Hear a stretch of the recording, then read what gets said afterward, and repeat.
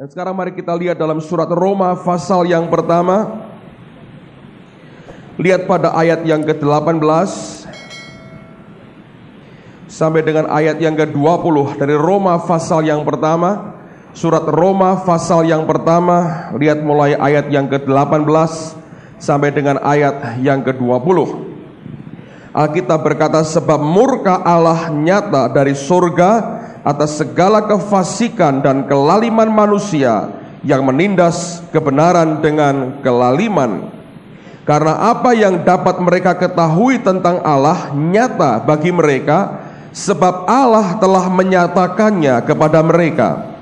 Sebab apa yang tidak nampak daripadanya, yaitu kekuatannya yang kekal dan keilahiannya, dapat nampak kepada pikiran daripada karyanya sejak dunia diciptakan, sehingga mereka tidak dapat berdalih. Dengan kata lain, sebenarnya sekalipun orang tidak percaya kepada Tuhan, rupanya Allah berbicara kepada manusia dengan segala cara dan segala hal yang Allah bisa pakai dan manfaatkan. Dia akan pakai dan manfaatkan untuk berbicara kepada manusia. Seringkali kita berpikir bahwa Allah hanya berkomunikasi kepada manusia lewat khotbah, pemberitaan firman dan sebagainya. Saya berkata ya, sebagian besar apa yang dia komunikasikan terutama kepada umatnya, dia sampaikan lewat firman-Nya. Tapi Allah juga menyadari bahwa tidak semua orang itu percaya akan kebenaran firman Tuhan. Saya pernah ceritakan kepada saudara, bahkan orang-orang yang belajar mendalami tentang Tuhan, ilmu tentang Tuhan, itu sendiri sebagian daripada mereka tidak percaya bahwa Alkitab adalah firman Tuhan. Dan kalau ada orang yang percaya Alkitab firman Tuhan, buat mereka itu barang yang aneh. Nah, Anda bisa bayangkan orang kerjanya ngajar di sekolah Alkitab, mendalami ilmu tentang Tuhan, tapi message yang disampaikan berkata Alkitab ini bukan firman Tuhan. Dia dapat makannya dari orang-orang yang mau belajar. Seharusnya diajari bahwa inilah Tuhan itu, ternyata dia makan dari hasil bayaran sekolah dari siswanya, yang diajarkan yang sebaliknya. Dan dia bisa begitu bangga berkata, kalau saudara sampai tidak murtad itu sudah luar biasa. Dengan kata lain, goalnya membuat orang yang mendengar jadi murtad. Saudara bisa bayangkan itu kenyataan yang terjadi pada hari-hari ini. Tidak semuanya seperti itu, tapi cukup banyak, saudara. Oke? Nah, Allah mengerti, Tuhan aware sekali, Allah menyadari sekali bahwa ternyata tidak semua manusia itu mempercayai apa yang Alkitab ini katakan. Itulah sebabnya Paulus dalam hikmat dan pewahyuan Roh Allah berkata, manusia sebenarnya tidak bisa berdalih. Karena dari hasil ciptaan Tuhan saja, manusia sebenarnya sudah bisa menangkap akan berita yang dia mau sampaikan. Nanti kita akan belajar beberapa berita Tuhan yang dia sampaikan pada akhir-akhir ini, yang akan membuktikan kepada kita bahwa Allah berbicara lewat berbagai macam hal, terutama juga kepada orang kafir, orang ateis yang tidak percaya kepadanya. Dia sampaikan message yang sangat jelas, sehingga satu kali orang tidak bisa berdalih dengan berkata, aku tidak pernah tahu bahwa engkau itu ada. Nah, saudara sekalian, saya berdoa supaya kita yang sudah percaya, saya asumsikan begitu, percaya bahwa Allah itu ada, hari ini akan dibawa Allah bergerak lebih jauh lagi. Bukan hanya percaya bahwa Allah itu ada, tapi percaya bahwa keselamatan itu hanya bisa didapat lewat Kristus Yesus. Dan seharusnya kita memberikan diri kita untuk kemudian kita percaya dan menyerahkan hidup kita kepada Tuhan Yesus. Nah, hari ini saya ingin teruskan apa yang sudah kita pelajari dari sejak minggu yang lalu. Dan sekali lagi saya berdoa sungguh-sungguh supaya Allah membuka akan mata rohani kita. Mari sekarang kita lihat dalam kitab Kejadian pasal yang ke-12, ayat yang pertama. Kejadian pasal 12, perhatikan pada ayat yang pertama. Kejadian pasal 12 ayat yang pertama sampai dengan ayat yang ketiga. Berfirmanlah Tuhan kepada Abram, Pergilah dari negerimu dan dari sanak saudaramu dan dari rumah bapamu ini ke negeri yang akan kutunjukkan kepadamu. Aku akan membuat engkau menjadi bangsa yang besar dan memberkati engkau serta membuat namamu masyhur. Dan engkau akan menjadi berkat. Aku akan memberkati orang-orang yang memberkati engkau dan mengutuk orang-orang yang mengutuk engkau. Dan olehmu semua kaum di muka bumi akan mendapat apa saudara? Berkat. Nah, Allah berkata, aku akan jadikan engkau suatu bangsa yang besar. Ternyata ukuran besar itu tidak semata-mata jumlahnya besar.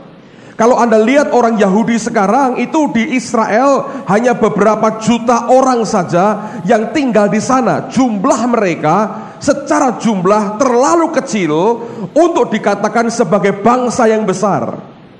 Namun hari ini kalau Tuhan izinkan nanti malam kita akan tunjukkan bahwa yang namanya orang Yahudi ini menguasai begitu banyak, bahkan sebagian besar perputaran keuangan dunia ini di tangan mereka. Dan kalau kita memperhatikan berbagai macam penemuan yang begitu hebat, itu ada dan diberikan lewat orang Yahudi. Nah, sampai hari ini kita sendiri mengatakan bahwa apa yang Allah firmankan kepada Abraham itu menjadi kenyataan. Berapa juta orang Kristen yang kita punya pada hari ini, dan setiap saat mereka membaca Alkitab, yang mereka lihat ada cerita tentang kehidupan orang-orang Yahudi sekian ribu tahun yang lalu. Nama mereka begitu populer dan begitu banyak orang yang memakai nama mereka sebagai tambahan atau nama iman mereka, nama baptis mereka. Dan ada banyak hal yang kita bisa buktikan akan kebesaran daripada apa yang Tuhan sudah pernah janjikan kepada Abraham dan keturunannya.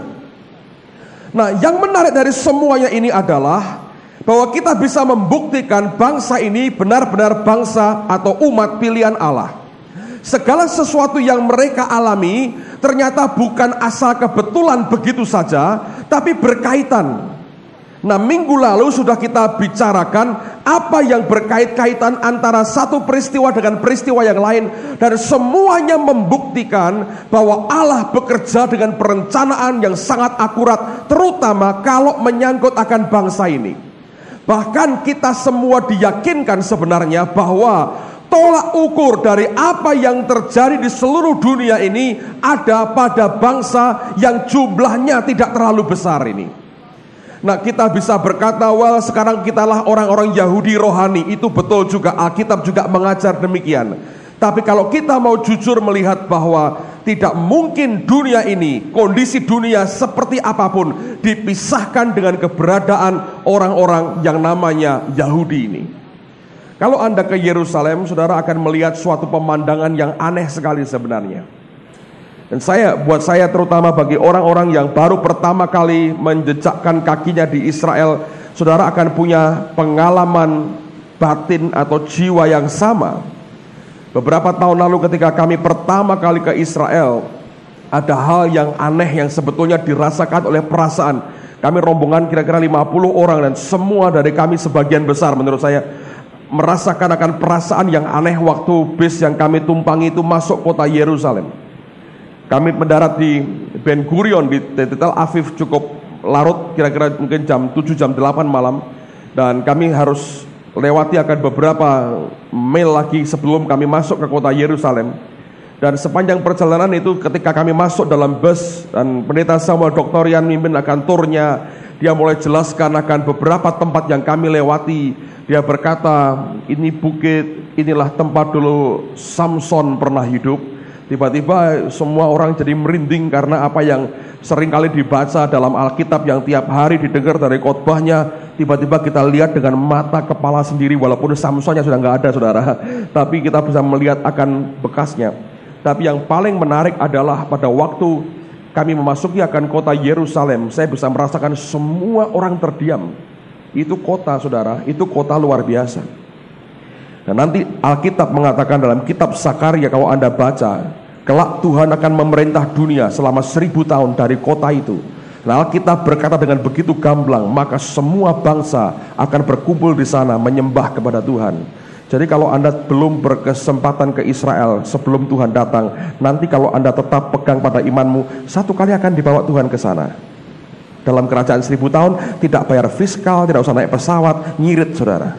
Bawa hati saja, amen saudara. Mau yang gratisan kan, saudara senang yang gratis, semua orang yang gratis tidak usah bayar, tidak usah bayar fiskal, tidak usah nabung, tidak usah teriak-teriak, tidak usah ribut dengan keluarga, hanya urusan mau ke Israel. Tapi kalau Anda mau begitu, Anda pelihara imanmu, satu kali engkau akan dibawa ke Yerusalem baru, amen saudara. Lama baru boleh juga saudara, tapi yang penting yang baru. Dan ke Israel tidak berarti Anda pasti masuk surga, saya beritahu. Banyak orang jahat di sana. Tapi waktu kami masuk ke kota itu sesuatu yang lain sekali, beda sekali. Kita merasakan sesuatu. Apakah Bapak merasakan hadirat Tuhan? Bukan itu yang saya maksudkan.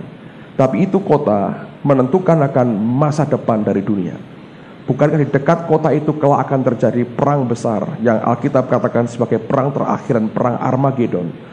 Dan kalau itu perang akan terjadi di sana, itu kota punya peran yang sangat penting. Dan hari ini itu kota jadi rebutan luar biasa. Dan kami nginap di satu hotel, saudara.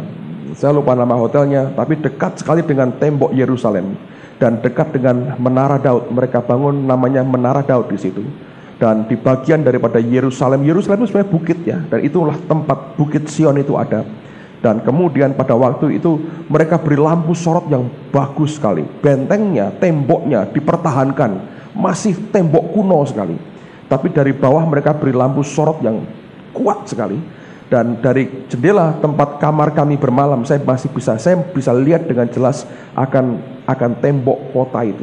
Dan setiap malam, setiap kali saya pulang dari keliling-keliling putar-putar, saya masuk ke kamar, yang tidak pernah saya lewatkan adalah saya berdiri di depan jendela itu dan saya melihat akan tembok Yerusalem. Dan yang paling mengesankan adalah waktu kami semua berdiri di atas, dan pada waktu kita melihat akan tembok itu, lihat akan gerbang daripada Yerusalem, dan satu gerbang diantaranya hari ini tertutup, dan Alkitab mengatakan satu kali Mesias itu raja di atas segala raja akan memasuki akan gerbang itu. Dan kami semua diajak nyanyi tentang oh Yerusalem kota mulia. Saya bisa bayangin.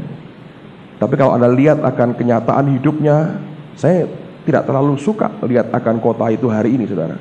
Joroknya luar biasa, kotor sekali di dalamnya.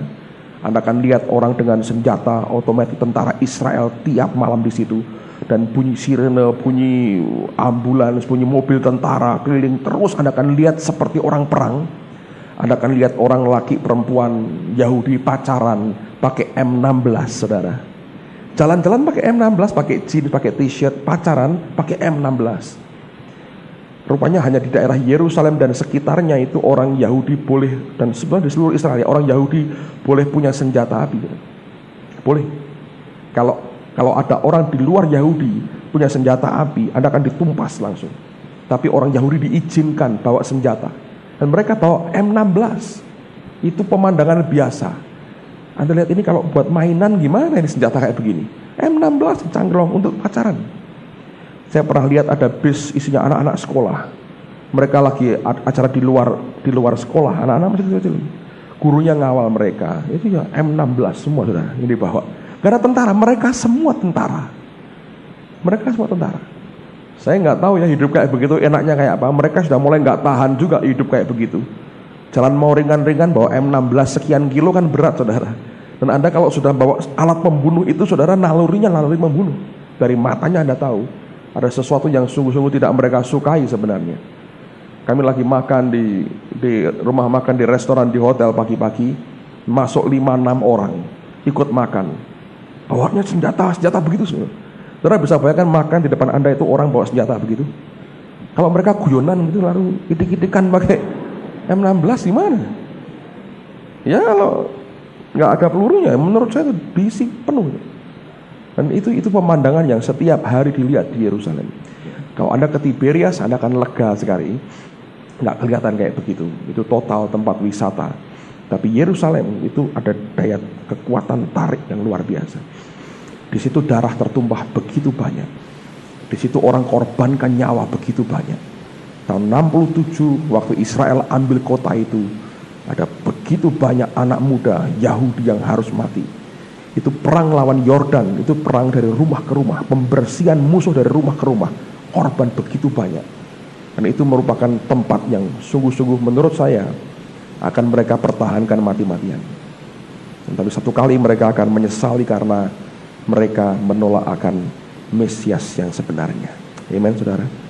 Moshe Dayan ketika dia memimpin pasukannya merebut kembali akan kota Yerusalem tahun 67. Pada waktu pertama kali mereka berhasil masuk kota itu, apa yang dia buat, saudara? Dia bersama dengan ribuan tentara yang menyertai dia doa di tembok ratapan. Dan sampai hari ini orang masih berdoa di tembok ratapan. Mereka meratap, mereka minta supaya bait Allahnya boleh berdiri lagi. Tapi saya yakin mereka juga sadar yang mereka minta artinya penumpahan darah besar-besaran. Karena bait Allah berdiri akan menyingkirkan masjid yang ada di dalamnya, dalam kompleks itu. Orang-orang menemukan sekarang mungkin dibongkar, tidak mau dibongkar nggak masalah. Menurut saya Yahudi tidak mau ada bangunan lain dalam kompleks itu. Kalau mereka bangun, mereka mau bongkar semua. Dan mereka sadar yang mereka doakan sebetulnya, kalau itu digenapi secara manusia, adalah penumpahan darah. Saya berkata pada saudara, lihat negara itu menarik sekali. Karena saudara akan lihat akan hari depan dunia di depan saudara. Dan sampai hari ini masih merupakan pusat ketegangan. Setiap hari Anda boleh lihat televisi, baca di koran, Anda akan lihat statement-statement yang keluar dari mereka. Amen, saudara. Kadang-kadang kita tersinggung juga nih. Kita orang Indonesia kan, bangsa kita besar, 200 juta. Kita ke Amerika gitu ya, baca koran, kok nggak ada satupun berita soal Indonesia. Oh ada, terakhir penculikan, apa demo itu ada. Dulunya nggak ada. Tersinggung juga enggak. 200 juta kalah hanya dengan beberapa juta orang. Tapi firman Tuhan berkata, aku jadikan kamu bangsa yang besar. Amen, saudara. Bangsa. Sekarang nggak usah tersinggung. Di mana-mana orang bicara Indonesia, kita lagi terkenal sekarang. Kita lagi terkenal. Anda mau terkenal terus, krisislah terus, saudara. Kalau berhenti krisis, berhenti terkenal, saudara. Oke, saya mau review lagi sedikit apa yang sudah saya sampaikan kemarin. Lihat bahwa ada waktu di mana, tolong dong. Ada waktu di mana apa yang mereka alami itu sepertinya dalam urutan yang aneh sekali. Saya sampaikan minggu yang lalu, dalam kitab Bilangan, ketika 12 pengintai itu kembali dari tanah Kanaan, melaporkan hasil pengintaian mereka kepada Musa, 10 orang memberitakan berita negatif. Hanya 2 yang berani berkata bahwa kita bisa masuki negeri itu. Itu aneh sekali. Rakyat mendengar suara mayoritas, sehingga mereka berkata, kita tidak mungkin masuk ke sana. Mereka begitu pahit hatinya, dan mereka berkata, mari kita angkat pemimpin baru. Lalu kemudian Kaleb berkata, jangan, kita bisa masuki negeri itu, hanya jangan berontak kepada Allah. Mereka tidak mau dengarkan perkataan Yosua dan Kaleb. Mereka mau melempari mereka dengan batu. Nah akibatnya Alkitab berkata, kemuliaan Allah dinyatakan di tengah-tengah mereka. Dan Tuhan murka sekali, dan dia berkata, aku mau hapuskan mereka semuanya. Musa bersyafaat bagi bangsanya. Dia masih bela akan umat yang berontak itu, dia bela mati-matian. Lalu kemudian Allah berkata, semua orang yang sudah 10 kali mencobai aku. Kalau Anda perhatikan, 10 kali mencobai itu kenyataannya adalah orang-orang yang ngomel, menggerutu. Nah kira-kira 6 diantaranya itu menggerutu soal makan minum. Lalu kira-kira ada 3 diantaranya menggerutu soal kepemimpinan Musa. 1 diantaranya itu hal yang lain lagi. Sebagian besar omelannya omelan makan minum. Nah Anda harus hati-hati soal ini. Rupanya hari ini nular juga. Banyak orang Kristen ngomelnya dengan Tuhan soal makan dan minum. Urusan perut, urusan duit selalu membuat orang jadi ngomel.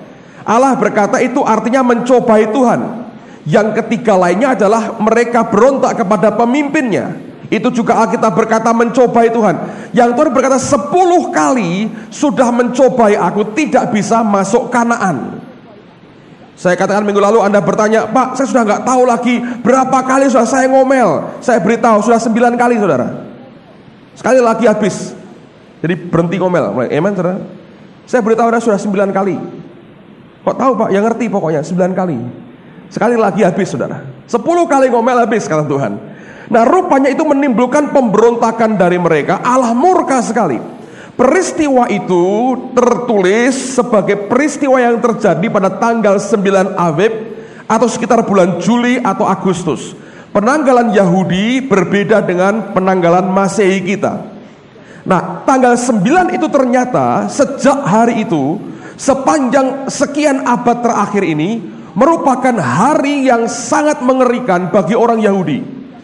Nah, dalam sejarah orang Yahudi, tanggal itu berkali-kali merupakan tanggal di mana mereka mengalami bencana demi bencana. Sebagai contoh, yang pertama, Nebukadnezar menghancurkan kota Yerusalem, menghancurkan akan bait Allah yang pertama, mengambil semua harta benda dalam bait Allah. Terjadi pada tahun 586 sebelum Masehi.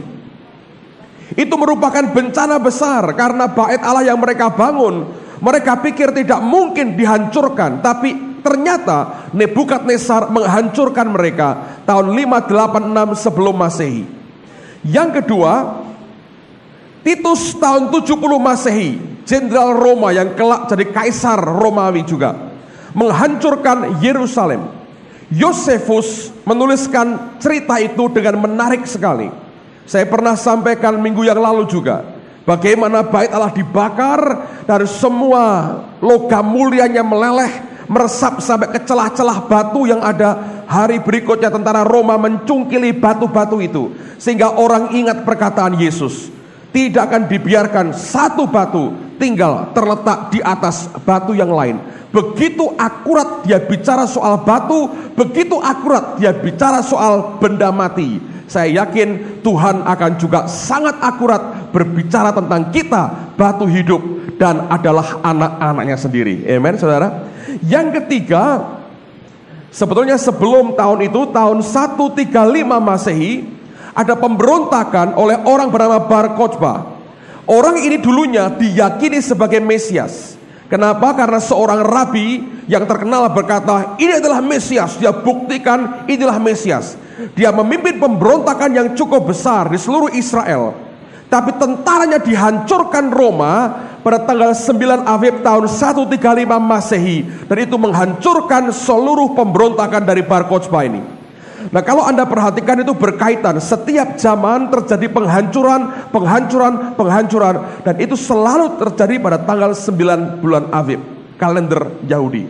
Yang berikutnya tahun 1290, Inggris dalam zaman Raja Charles kesekian pertama kalau nggak salah, itu memerintahkan disingkirkannya seluruh orang Yahudi dari tanah Inggris. Ini merupakan pembantaian, pengusiran, penganiayaan besar, dan itu dimulai tepat tanggal 9 bulan Aviv yang sama. Lalu kemudian beberapa saat kemudian Spanyol melakukan yang sama. Tahun 1492 mereka melakukan akan pengusiran dan aniaya yang sama kepada orang-orang Yahudi, dilakukan tepat pada tanggal dan bulan yang sama. Tanggal dan bulan di mana mereka berontak kepada Allah, tanggal dan bulan yang sama mereka mengalami akan aniaya yang mengerikan sekali. Nah, sebelumnya sebenarnya pada Perang Dunia yang pertama tahun 1914 ternyata itu dideklarasikan perang tanggal yang sama. Dan waktu perang itu dimulai, Rusia segera menindas orang-orang Yahudi. Terjadi aniaya besar terhadap bangsa Yahudi. Dan kemudian pada Perang Dunia Kedua tahun 1942 Jerman membuka kamar gas pertama di Treblinka, Polandia pada tanggal 9 Aviv 1942. Dan sampai hari ini dikenang sebagai sesuatu yang dikatakan sebagai Holocaust, suatu pembantaian yang mengerikan sekali yang dialami oleh bangsa Yahudi. Yang anehnya kalau kita perhatikan, kenapa pada tanggal dan bulan yang sama? Mengapa selalu berkaitan seperti itu? Tapi kalau kita melihat lebih jauh, kita berkata, itu sebenarnya merupakan peringatan dan warning bagi mereka. Dan kalau kita membaca perjanjian lama, itu bukan barang yang aneh sebenarnya. Berkali-kali mereka harus dididik dengan cara seperti itu, karena Tuhan berkata mereka bangsa yang tegar tengkuknya. Tapi apakah dengan semua penderitaan itu membuat mereka percaya kepada Yesus? Sebagian besar dari mereka sampai hari ini, mereka belum percaya kepada Tuhan Yesus. Tapi ini poin saya hari ini. Selalu setiap kali kita melihat akan apa yang dialami oleh Israel, ada paralel yang jelas sekali antara yang rohani dengan yang jasmani. Nah, sekarang saya ingin tunjukkan satu paralel lagi yang saya yakin akan memberkati kita. Lihat dulu sebelum Anda lihat akan transparansinya. Buka bersama saya Keluaran pasal yang ke-19. Keluaran 19 ayat 14 mulai. Lalu turunlah Musa dari gunung mendapatkan bangsa itu. Disuruhnyalah bangsa itu menguduskan diri dan mereka pun mencuci pakaiannya. Maka kata Musa kepada bangsa itu, bersiaplah menjelang hari yang ketiga dan janganlah kamu bersetubuh dengan perempuan.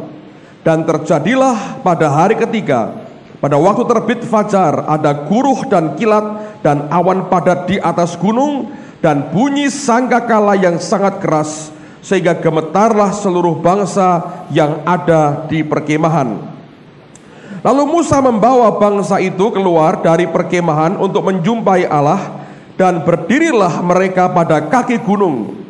Gunung Sinai ditutupi seluruhnya dengan asap, karena Tuhan turun ke atasnya dalam api. Asapnya membubung seperti asap dari dapur, dan seluruh gunung itu gemetar sangat. Bunyi sangkakala kian lama kian keras. Berbicaralah Musa, lalu Allah menjawabnya dalam guruh. Lalu turunlah Tuhan ke atas gunung Sinai, ke atas puncak gunung itu. Maka Tuhan memanggil Musa ke puncak gunung itu, dan naiklah Musa ke atas. Kemudian Tuhan berfirman kepada Musa, turunlah, peringatkanlah kepada bangsa itu, supaya mereka jangan menembus mendapatkan Tuhan hendak melihat-lihat. Sebab tentulah banyak dari mereka akan binasa. Juga para imam yang datang mendekat kepada Tuhan haruslah menguduskan dirinya, supaya Tuhan jangan melanda mereka. Lalu berkatalah Musa kepada Tuhan, tidak akan mungkin bangsa itu mendaki ke gunung Sinai ini, sebab engkau sendiri telah memperingatkan kepada kami demikian. Pasanglah batas keliling gunung itu dan nyatakanlah itu kudus. Lalu Tuhan berfirman kepadanya, pergilah, turunlah, kemudian naiklah pula engkau beserta Harun. Tetapi para imam dan rakyat tidak boleh menembus untuk mendaki menghadap Tuhan, supaya mereka jangan dilandanya. Lalu turunlah Musa mendapatkan bangsa itu dan menyatakan hal itu kepada mereka. Lalu Allah mengucapkan segala firman ini, pasal 20 ayat pertama. Akulah Tuhan Allahmu yang membawa engkau keluar dari tanah Mesir, dari tempat perbudakan. Janganlah ada padamu Allah lain di hadapanku. Janganlah membuat bagimu patung yang menyerupai apapun yang ada di langit di atas, dan seterusnya dan seterusnya. Ini soal apa, saudara? 10 perintah Allah. Amen. Kalau Anda baca seterusnya, Anda akan tahu itu merupakan 10 perintah Allah. Menurut Almanak Yahudi, tanggal di mana Taurat itu diucapkan Tuhan dan diberikan kepada orang Israel terjadi pada tanggal 6 bulan Sivan. Bulan Sivan itu adalah bulan sekitar Mei atau bulan Juni. Ingat, itu karena sistem kalendernya berbeda. Mereka hanya kenal 1 bulan 30 hari, semuanya 30 hari. Kita kenal 31, 30, 28, 29. Mereka hanya 30, 30, 30, 30. Jadi tanggal 6 bulan Sivan sekitar bulan Mei atau bulan Juni, itu pertama kali sebenarnya Taurat diberikan. Nah, mereka peringati dengan baik sekali karena mereka sadar inilah hari di mana Taurat, firman Allah, diberikan kepada mereka. Ternyata pada waktu pesta Pentakosta atau Shavuot dalam bahasa mereka, di mana ketika itu di Kisah Rasul pasal 2 terjadi pencurahan Roh Allah, Maka tanggal yang sama terjadi pencurahan Roh Kudus di loteng Yerusalem dalam Kisah Rasul pasal yang kedua. Dalam kitab Keluaran, Alkitab berkata firman Allah diberikan tanggal itu sekian ribu tahun kemudian. Pada waktu para murid berkumpul di loteng Yerusalem, hari Pentakosta, Roh Allahnya diberi. Nah, Israel merdeka tanggal 14 Mei 1948. Ketika di trace back, diputar balik ke belakang, menurut almanak Yahudi tanggal itu sebenarnya adalah tanggal 6 bulan Sivan, saudara. Apakah ini semuanya kebetulan? Siapa yang bisa mengatur Tuhan kapan Roh Kudus harus diberikan? Nggak ada. Alkitab berkata, siapa yang bisa menasehati Roh Allah sendiri? Oh, banyak. Kita mencoba menasehati Roh Kudus, kan saudara? Roh Kudus sebaiknya begini. Roh Kudus berkata, karepmu, gitu kan? Tapi dia jalan sendiri, saudara. Sebab dia Allah. Untuk apa dengerin kita? Tapi lihat, Alkitab berkata Taurat diberikan tanggal bulan itu. Sekian ribu tahun kemudian, Tuhan itu tidak lupa tanggal dan bulannya loh, saudara. Kalendernya surga itu uploaded setiap saat. Dia tahu kapan Roh Kudusnya harus diberi. Orang berkata, kenapa kebetulan? Saya tidak yakin kebetulan. Sekian ribu tahun kemudian, waktu Israel merdeka, itu perdebatannya rame di PBB sebetulnya, saudara.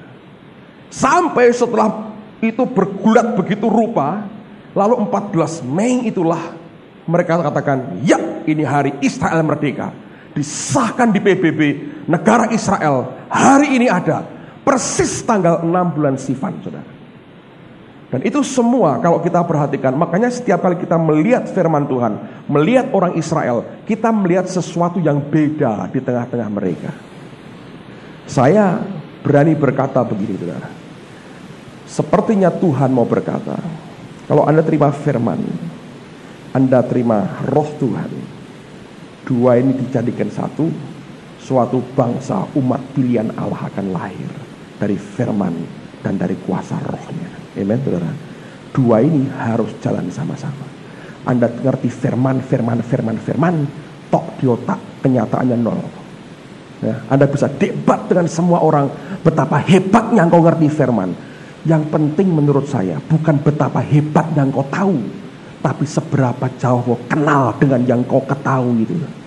Banyak orang cuma tahu tentang Tuhan, tapi tidak kenal dia sama sekali. Nyatanya hidupnya dalam keadaan kalah. Buah hidupnya tidak kelihatan, dan tidak ada sesuatu yang mereka bisa berkata, ini buah hidupku. Anda mau orang dengar pendapat saudara? Simple. Biarkan mereka lihat buah hidup kita. Orang akan datang dan berkata, ada sesuatu dari hidupmu. Kalau cuma knowledge, saudara, ada banyak orang lebih pintar dari kita. Amen. Tapi ini yang Tuhan mau berkata sebetulnya. Anda terima firman, Anda terima Roh Kudusnya, dan dua-duanya kuat di dalam saudara. Buahnya akan terlihat. Engkau akan lihat kemuliaan Allah di dalamnya. Dan ini sesuatu yang sangat penting dalam kehidupan kita. Aneh sekali kalau Anda perhatikan dari saat Taurat diberikan, hari yang sama Pentakosta Roh Kudus diberikan, dan hari yang sama sekian ribu tahun kemudian waktu Israel merdeka, tepat diberikan tanggal 6 bulan Sivan. Tidak berlebihan menurut saya. Orang hari ini mempelajari soal Israel habis-habisan. Minggu lalu saya sudah sampaikan tentang barcode dan Hebrew code. Orang lihat dari ayat-ayat dalam Taurat lagi, apa yang sebetulnya tersembunyi di balik semuanya itu. Ternyata bukan hanya akan hari ini, orang bicara juga tentang Yesus Kristus ribuan tahun sebelum Yesus lahir ke dunia untuk yang pertama kali. Kalau Anda perhatikan ini hal yang kita mesti lihat lagi. Yang berikutnya, yang ketiga, sekarang saya mau tunjukkan satu berita Tuhan. Menarik sekali kalau Anda bisa melihat ini. Sekarang saya mau tunjukkan satu hal. Mari kita buka firman dulu, Matius pasal yang kedua. Tadi saya katakan bahwa Allah berbicara lewat ciptaannya. Matius pasal yang kedua, ayat yang pertama sampai dengan ayat yang ketiga. Matius pasal yang kedua, ayat yang pertama sampai dengan ayat yang ketiga. Sesudah Yesus dilahirkan di Bethlehem di tanah Yudea pada zaman Raja Herodes, datanglah orang-orang Majus dari timur ke Yerusalem dan bertanya-tanya, di manakah dia, raja orang Yahudi yang baru dilahirkan itu? Kami telah melihat bintangnya di timur dan kami datang untuk menyembah dia. Ketika Raja Herodes mendengar hal itu, terkejutlah ia beserta seluruh Yerusalem. Nah, berarti baik-baik saudara. Ini banyak orang yang ngerti ini dalam cerita Natal ya. Kalau Natalan itu orang berperan macam-macam. Ada jadi gembala, ditandani agak dekil sedikit saudara ya. Kasih coreng-coreng gembala, baunya mungkin bau kotoran binatang gitu ya. Yang paling enak jadi orang Majus, kasih topi bagus gitu ya, kasih wah jubahnya bagus, datang jalan dengan gagah, nyembah rajanya, ngasih kotak isinya apa? Emas, kemenyan dan mur. Walaupun dibuka kosong tapi pura-puranya gitu, memberi itu paling enak sekali. Nah saya beritahu begini saudara, kenapa sampai Yerusalem seluruhnya geger? Banyak orang tidak mengerti sebetulnya orang Majus itu siapa. Kalau Anda mau tahu, di dunia timur pada waktu itu, kelompok orang Majus itu seperti yang pernah diduduki posisinya oleh Daniel, Sadrah, Mesah, dan Abednego di Babel, saudara. Mereka itu adalah penasehat topnya raja. Mereka orang yang dikenal mampu melihat yang ke depan, dan mereka mempelajari perbintangan. Sekarang kan banyak toh, bulan ini Taurus gitu ya. Gambarnya apa? Oh, pantai Ngapal, puji Tuhan. Lalu kemudian dibilang gini, tahun ini jodohmu seret. Lah wong putune wis telu kok saudara. Ya seret dong jodohnya. Bulan ini jodohmu seret. Ya wong putune sudah 3, masa mau kawin lagi, yang lucu juga. Penghasilan kurang, memang rano kerjaan nih ya. Pas semua, itu persis kalau ada 1 juta orang baca kira-kira 50 ya pas. Kalau pas wah langganan. Yang dibuka pertama horoskopnya. Saya mau beritahu, Anda masih buka-buka begitu bertobat. Ya, nanti maju ke depan, tak tumpangi tangan bertobat. Saudara. Tapi sebetulnya dulu itu ilmu itu dipakai, dan sebenarnya orang akhirnya teliti begini. Itu sekarang ini sudah disalahgunakan setan. Tapi dulu rupanya kalau Anda perhatikan, orang-orang itu, mereka orang Yahudi pun sebenarnya mereka perhatikan semuanya itu. Kenapa? Karena itu berbicara tentang Mesias semuanya.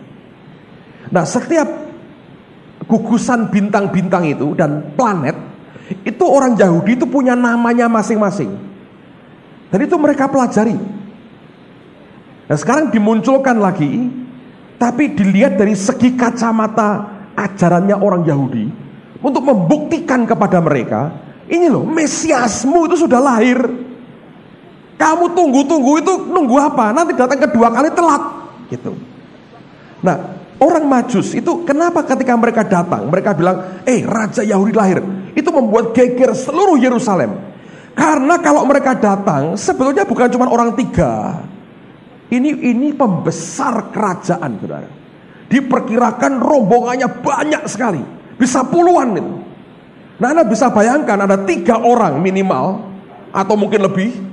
Rombongan begitu banyak, dengan onta-onta mereka, dengan semua barang-barang yang mereka bawa, dengan pengawalan kerajaan masuk Yerusalem.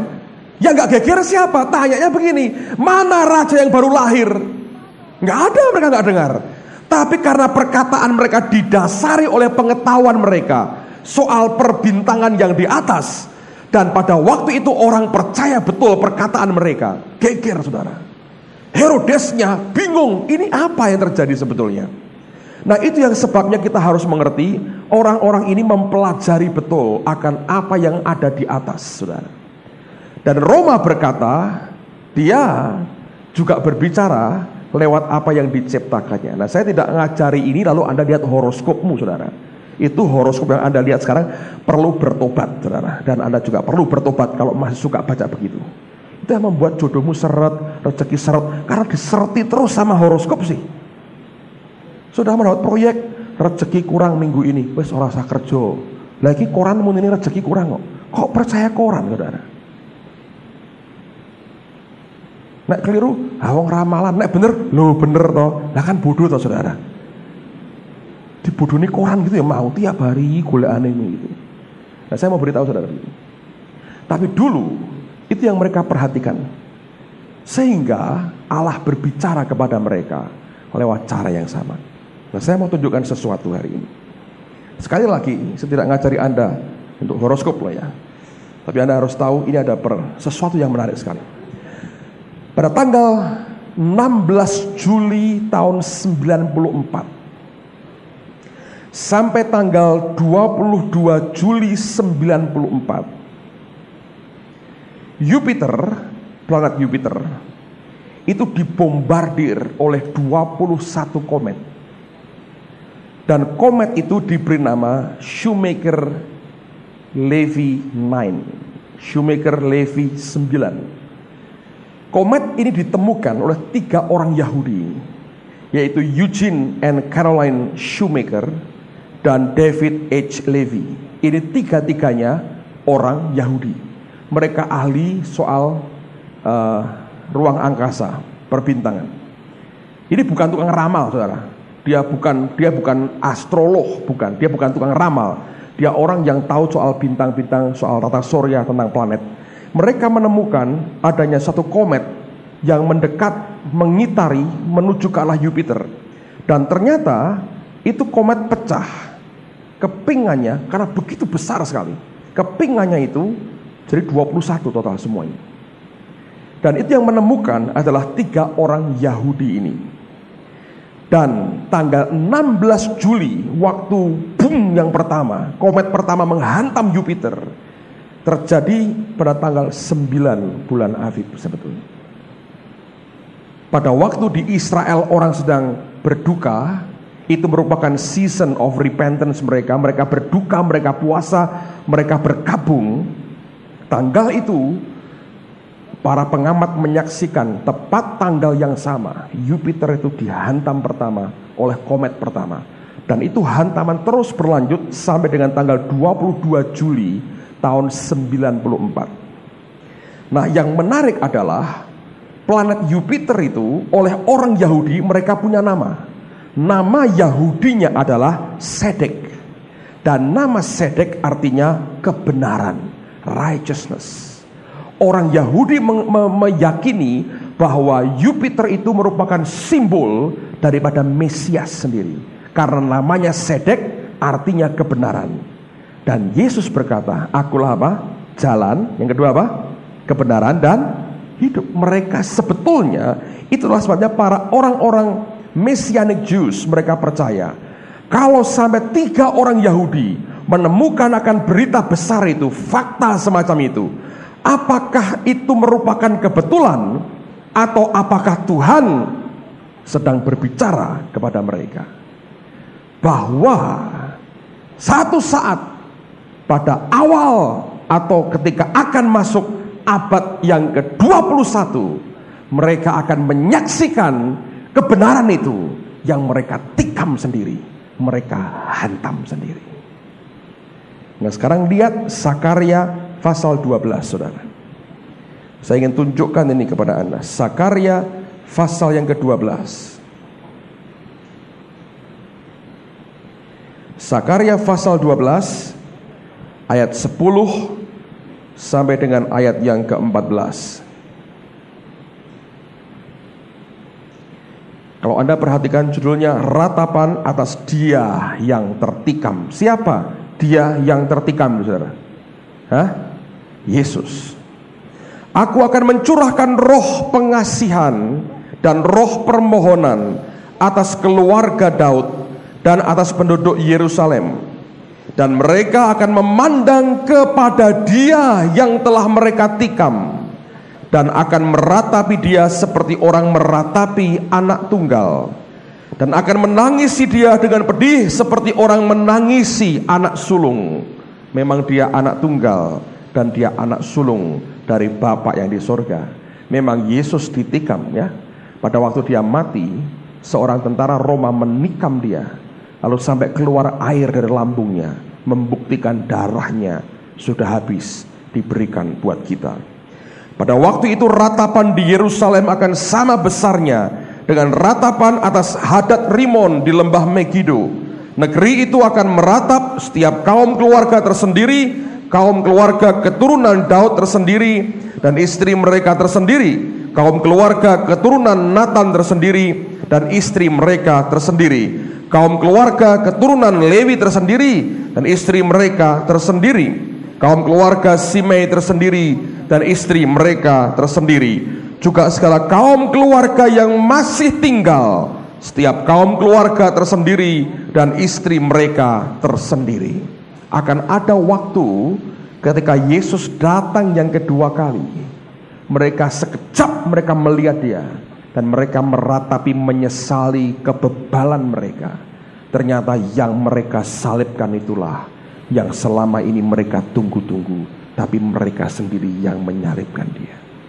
Saudara, orang-orang Messianic Jews meyakinkan orang Yahudi yang lain dengan berkata, kalau sampai 3 ilmuwan Yahudi menemukan kenyataan Yupiter, Sedek, kebenaran itu, dihantam 21 kali. Dan peristiwa itu dilihat pertama kali, ditemukan oleh orang Yahudi. Mereka berkata, apakah itu bukan berita Tuhan buat orang Yahudi? Sekarang ini orang mencoba untuk menghitung kapan awal daripada milenium baru.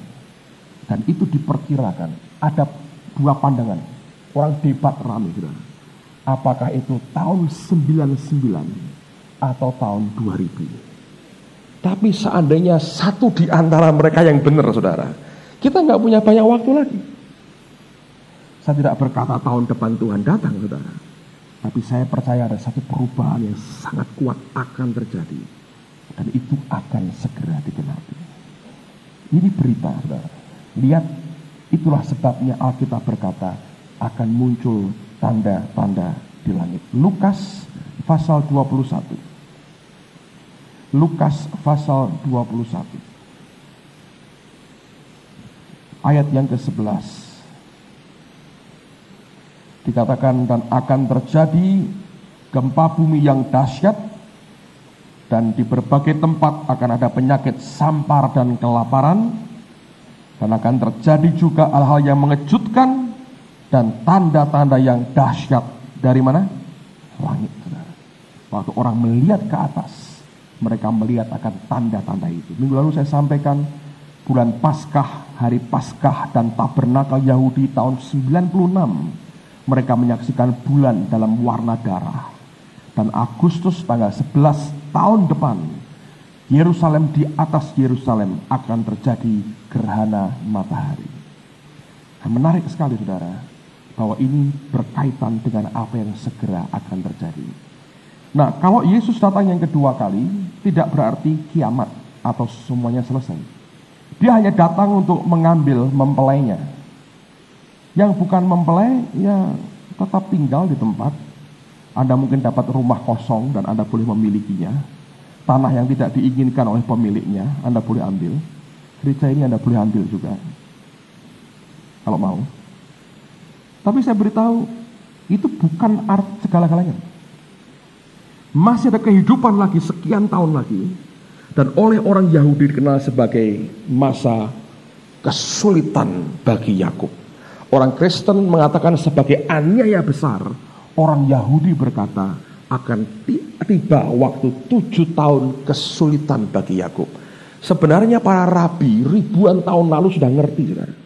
Kalau dipelajari itu buku-buku Yahudi, mereka sudah mengajarkan bahwa sebetulnya akan tiba waktunya keturunan Yakub akan mengalami kesulitan selama 7 tahun. Dan mereka katakan sebagai 7 tahun kesulitan Yakub.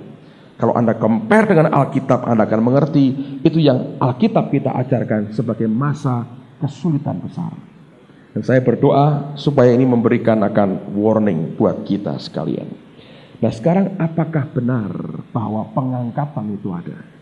Nah, sekarang mari kita lihat pada Matius pasal 23. Matius pasal yang ke-23. Injil Matius pasal 23. Lihat pada ayat yang ke-37 dan teruskan sampai 39. Terus Matius 24 ayat pertama dan kedua. Sebetulnya banyak orang tidak terlalu happy dengan berita pengangkatan. Sebagian merasa bahwa ini hanya keinginan orang untuk melarikan diri. Dan mereka berkata, ya kita lah harus tinggal di bumi, sengsara-sengsara. Saya rasa anugerah Tuhan untuk mereka juga ya, kalau mau sengsara ya akan diberi oleh Tuhan. Tapi menurut saya mari kita lihat kebenarannya lah. Kita kuat bukan karena kita, saudara. Kita kuat bukan karena keyakinan kita. Kalau kita kuat karena anugerah Tuhan menguatkan kita. Kekuatan Tuhan menguatkan kita. Amen. Tapi Ben Hinn pernah mengajar bagus sekali. Apa yang harus engkau perbuat kalau engkau tertinggal dalam pengangkatan?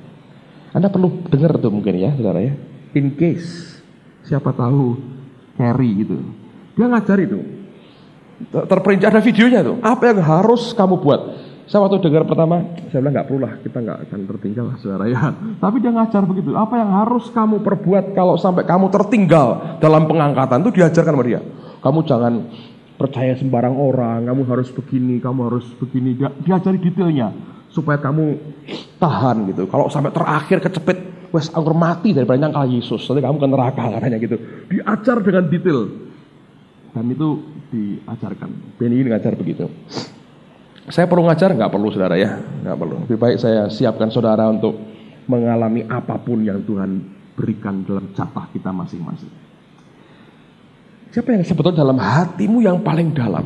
Engkau berkata gini, Tuhan, kalau boleh aku ingin menderita untuk Engkau. Ada mungkin ada. Coba saya angkat tangan saudara. Jujur, Tuhan kalau boleh, aku ingin menderita untuk Engkau. Ada? Nobody. Dapat permen saudara kalau nggak ada ya? Belum. Tapi kalau Anda diberi anugerah untuk itu, Anda akan dibawa Tuhan sampai ke situ, sampai bisa. Tapi mari kita lihat Matius 23 ayat 37. Keluhan terhadap Yerusalem. Yerusalem, Yerusalem, engkau yang membunuh nabi-nabi dan melempari dengan batu orang-orang yang diutus kepadamu. Berkali-kali aku rindu mengumpulkan anak-anakmu sama seperti induk ayam mengumpulkan anak-anaknya di bawah sayapnya, tetapi kamu tidak mau. Lihatlah, rumahmu ini akan ditinggalkan dan menjadi sunyi. Dan aku berkata kepadamu, mulai sekarang kamu tidak akan melihat aku lagi, hingga kamu berkata, baca sama-sama, 2, 3, diberkatilah dia yang datang dalam nama Tuhan. Sesudah itu Yesus keluar dari bait Allah, lalu pergi. Maka datanglah murid-muridnya dan menunjuk kepadanya bangunan-bangunan bait Allah. Ia berkata kepada mereka, kamu melihat semuanya itu? Aku berkata kepadamu, sesungguhnya tidak satu batu pun di sini akan dibiarkan terletak di atas batu yang lain. Semuanya akan diruntuhkan. Kemudian dia ngajar tentang tanda-tanda akhir zaman. Nah, apa maksudnya ketika dia berkata, mulai sekarang kamu tidak akan melihat aku lagi, sehingga kamu berkata, diberkatilah dia yang datang dalam nama Tuhan. Nah, ini sebetulnya dikutip dari Mazmur pasal yang ke-118. Coba buka dulu saudara. Mazmur 118 ayat yang ke-26. Sebenarnya ini merupakan Messianic Psalm atau Mazmur Mesias. Alkitab berkata, diberkatilah dia yang datang dalam nama Tuhan. Kami memberkati kamu dari dalam rumah Tuhan. Nah, sekarang dengerin dulu saudara. Ini merupakan bagian daripada tradisi Yahudi, terutama yang berkaitan dengan pernikahan. Saya katakan minggu yang lalu, bagaimana cara orang Yahudi menikah? Kalau seorang laki-laki jatuh cinta dengan seorang wanita, maka dia akan melamar akan wanita itu. Laki-laki itu akan datang kepada keluarga perempuannya, entah didampingi orang atau tidak, tapi dia datang kepada calon mertuanya. Ya, mestinya dengan hormat dan sangat terhormat datang kepada calon mertua dan dia mengajukan lamarannya. Lalu si orang tua perempuan ini akan mengajukan moharnya atau maharnya atau mas kawinnya. Itu biasanya mereka hitung ongkos mereka membesarkan anak itu berapa. Nek makannya banyak, ongkosnya tinggi, saudara. Sekolahnya diurus, dihitung semua itu. Kira-kira berapa? Ini anakku itu regone piro kira-kira, saudara. Dihitung sunimbang badan kali kalau sekarang, saudara ya. Tapi ya enggak lah dulu. Dihitung kira-kira orang tuanya mau ngitung berapa. Nek anak ini nyebelke, wis murah-murahan weh. Mumpung ono sing gelem, buang gitu ya. Tapi pokoknya ada aturannya sehingga itu ada moharnya. Lalu kemudian si laki-laki ini akan membayar mas kawin itu. Begitu mas kawinnya dibayar, maka sebetulnya mereka terikat dalam pertunangan. Lalu ketika sudah diterima semuanya, maka si calon pengantin perempuan meminum anggur. Minum anggur sebagai tanda mulai saat ini aku terikat dengan kamu. Kalau mereka mau cerai itu harus pakai surat cerai. Itu nggak bisa langsung wes bar putus balik no kabeh. Apa sumbangannya balik ki lemperi semua kembalikan, nggak bisa, saudara. Itu ada aturannya, itu tidak bisa semena-mena. Oke. Nah, lalu kemudian si laki-laki ini akan pulang ke rumah orang tuanya untuk menyiapkan kamar di dalam rumah orang tuanya untuk jadi kamar pengantin. Biasanya butuh waktu 1 tahun atau 2 tahun biasanya. Itulah sebabnya Yesus menggunakan kalimat ini. Di rumah Bapakku ada banyak tempat. Ada many rooms, ada banyak kamar. Kalau tidak, tentu aku mengatakannya kepadamu. Aku akan pergi menyiapkan kamar buat kamu. Dia menggambarkan dirinya sebagai mempelai laki-laki, harus pulang ke rumah bapak dulu, nyiapkan kamar pengantin buat calon mempelainya. Dan nanti setelah semuanya siap, aku akan kembali kepadamu. Makanya nanti kita ikut perjamuan kudus, ketika saudara makan tubuhnya, minum darahnya, kita mau berkata sebetulnya, Tuhan, aku ini milikmu. Sebetulnya kalau ada setan godain saudara berkata, Tuhan, aku sudah dibayar. Mas kawinku itu apa? Nyawanya Tuhan sendiri. 2000 tahun lalu dia mati buat kita, dia berikan seluruh hidupnya bagi kita, dia bayar lunas hidup kita. Sejak hari itu kita terikat dengan dia. Waktu kita minum darahnya, kita minum anggur itu, kita berkata, aku terikat, dipertunangkan dengan Kristus Yesus. Jadi kalau setan ngerusoi saudara, jangan main mata sama setan, saudara. Kalau Anda main mata sama dunia, Anda itu istri tidak setia. Ngerti? Istri tidak setia bisa dipecat. Bahaya. Kira-kira nek dia datang dijemput tak istri gak setia?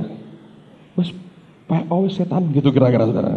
Hati-hati, makanya jangan sok main mata pirak-pirik dunia surga, saudara. Mesti bertobat yang begituan. Oke? Jadi ketika dia minum itu dia terikat sebetulnya. Nah, ketika si laki-laki ini pulang ke tempat bapaknya ini, nah ini tradisinya Yahudi bagus. Ini tradisi bahkan sebelum Yesus lahir.